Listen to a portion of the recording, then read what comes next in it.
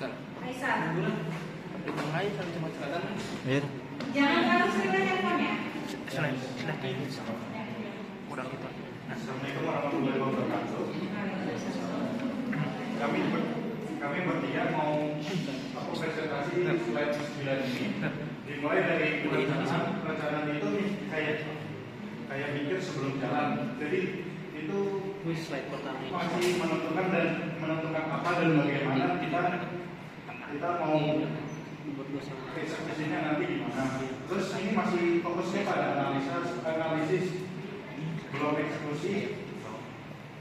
Nah, salah satunya perencanaan itu buat mengurangi resiko. Terus contohnya kayak pengen liburan keluarga. Kalau nggak ada perencanaan nanti bingung budgetnya gimana. Nah, besok nanti malah tahunya boros itunya uangnya kurang, nggak bisa pulang atau gimana. Selanjutnya pelaksanaan akan dilanjutkan teman saya lagi. Pada pelaksanaan itu sebuah lanjut dari perencanaan. Yaitu pelaksanaan itu karena gimana rencana yang sudah dibuat tuh langsung dieksekusi.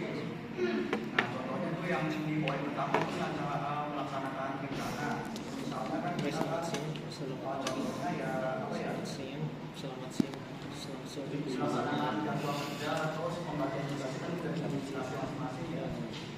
Nah, itu juga langsung dibuat sesuai sama yang dibuat. Terus fokus pada eksekusi. Jadi itu bukan langsung dasarnya itu. Ya iyalah. Udah banget, lebay banget. Udah pernah menghitung sebuah desain atau sebuah Yang nggak terlalu itu alga sambil baca juga. Yang penting jangan terlalu sering katanya. yang poin itu menghadapi realisasi resiko. Nah, di poin ini tuh para pekerja tuh kalau misalnya ada masalah atau apapun, misalnya kita ngambil bangunan terus ada risiko perawatan bahan gitu. Nah, dalam proyek dalam tim itu tuh si buat ini harus bisa mengidentifikasikan masalah itu dan mencari solusi. Jadi kalau misalnya kita ambil kesimpulan dari kedua poin yang tadi dibahas sama Hafiz sama Algi, tadi kan dari perencanaan sama pelaksanaan.